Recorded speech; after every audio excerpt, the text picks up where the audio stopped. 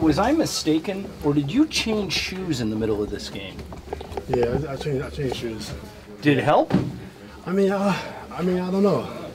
I don't know. Because I'm looking for the reason. I'm wondering where that 2003 Ron Artest came from that was dunking all those shots. I mean, just been working a little bit, trying to get back. Like as far as like getting in shape, coach, he pushed me a little bit to get in shape. So I mean, it wasn't showing early, but today it's been showing in practice a little bit.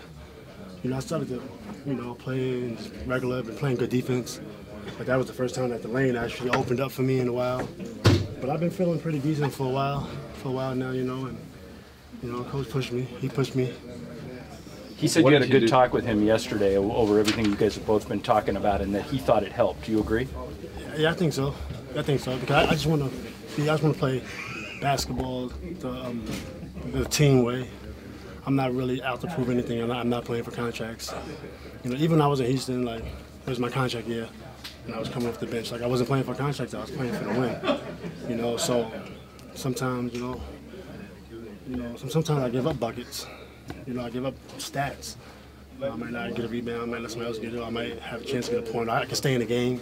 There's times I can stay in the game, but I ask them to come out.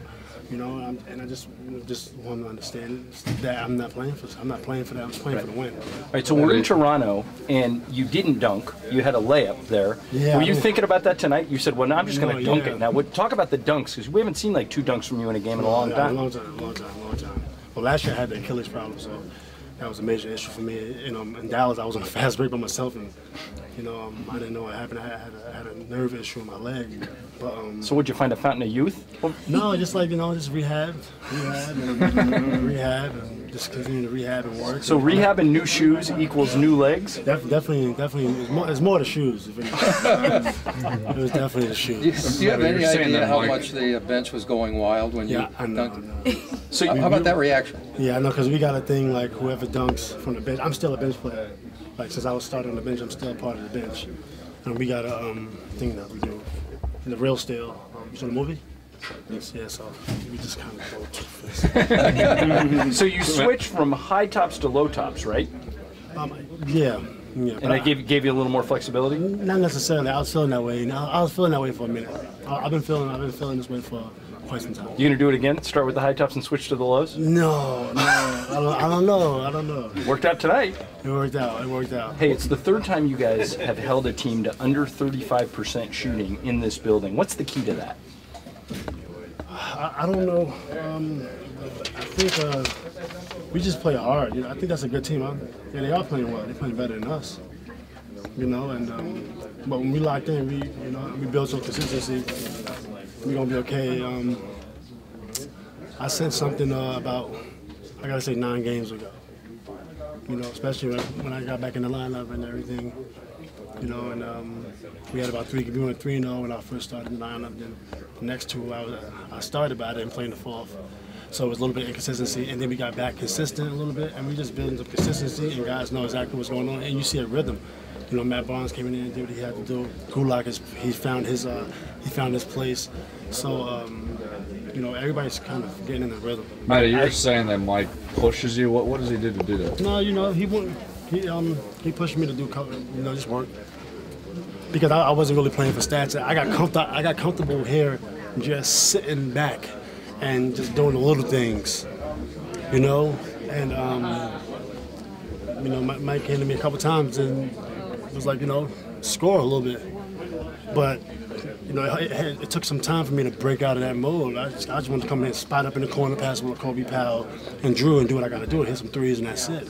But Mike wants me to actually do some other things, so he's kind of pushed me. So every day after practice, I got to do extra work. That's every day. Do you see any similarity at all between your old buddy Shannon Brown, who's coming in here next, about he hasn't been happy with his playing time in Phoenix, and between what's going on with you? I don't care about playing time.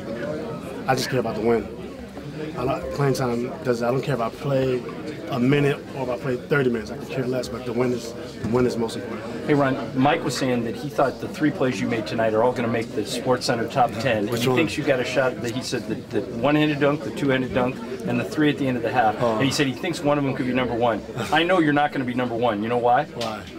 I heard you were yelling about it before the game. Yeah. Jeremy Lin. Yeah. Oh, Jeremy Lin. Oh, yeah. Oh, yeah, I'm buying Jeremy Lin jersey. I love Jeremy. I'm buying his jersey. So you're okay being number 2 behind him? Oh, yeah. At least for one night. Yeah. Oh, yeah. How crazy was that shot he made? Jeremy Lin all the way, man. Jeremy Lin. Everybody, every Laker was watching that game was rooting for Jeremy Lin. It was crazy. Like, everybody's really happy for him. He's the first Asian American to play in the league. Right. He's doing well. I was about to say I'm effing happy, but I didn't say it. Because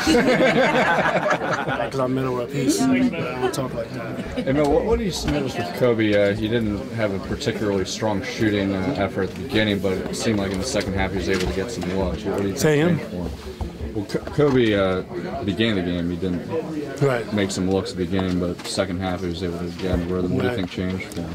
I mean, Kobe's Kobe. He's going to find a way.